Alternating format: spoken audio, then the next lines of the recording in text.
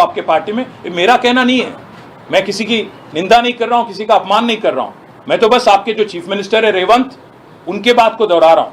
एक और बात भी मैं कहना चाहूंगा, 50 करोड़ अगर कर्नाटक में दिए जाते हैं एक एमएलए बदलने के लिए, जो कि सिद्धरामैया जी का कहना है, मेरा नहीं, तो अब तेलंगाना में कितना पैसा दे रहे हो? एक एक एमएलए खरीदने के लिए कितना पैसा दे रही है कांग्रेस पार्टी? 50 दे रही है, 100 करोड़ दे रही है, कितना मिल रहा है ये एमएलए को, ये भी बताना पड़ेगा। एक और चीज भी मैं कहना चाहता हूं, राहुल जी, क्योंकि आप अंग्रेजी समझते हो, you cannot run with hairs and Hunt with hounds, दोनों नहीं चलेगा।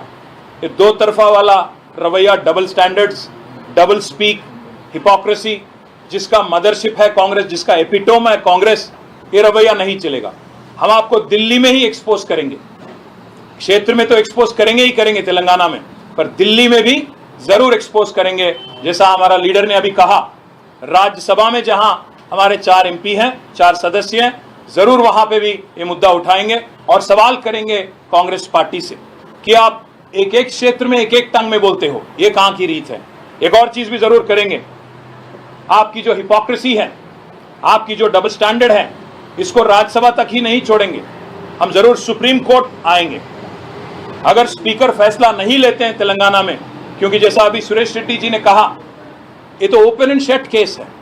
एक हमारे सदस्य हैं दानम नागेंद्र, जो हमारे पार्टी से दिसंबर में एमएलए बने, तो वही आदमी आज इस्तीफा दिए बगैर सिकंदराबाद से कांग्रेस पार्टी का बी फॉर्म पे पार्लियामेंट लड़ा।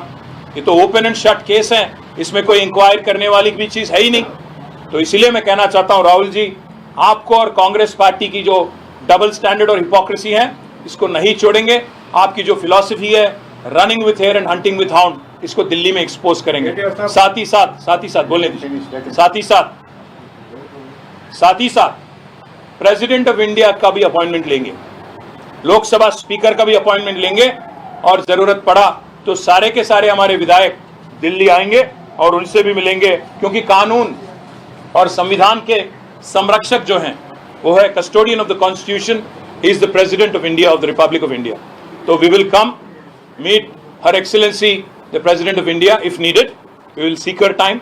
If the Supreme Court doesn't do justice, if this nonsense does not stop, if Rahul Gandhi continues to preach at the same time does not practice, we will expose them their hollowness in Delhi at every single forum. If needed, we will take Constitution Club and hold a large gathering of like-minded political parties, and we will expose Congress party. I thank the national media particularly for attending in such large numbers. Now we can speak in Telugu if that's okay. Chair, sir, what happened in your region? Have you not taken Congress MLAs at the time?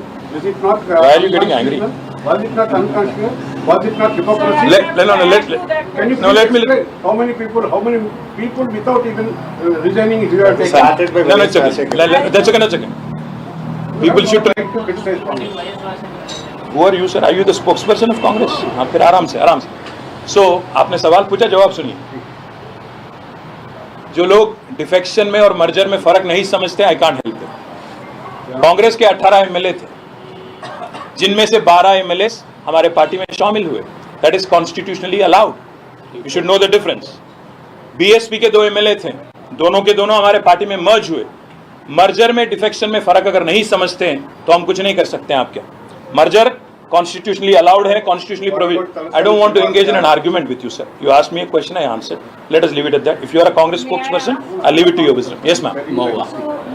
Mahua ji, yes. Yeah. So you're talking about this defection. What I'm saying, or my question is, for the last few years, we've seen this switching from party to party. Not last few years, ma'am. 1967, Congress started. No.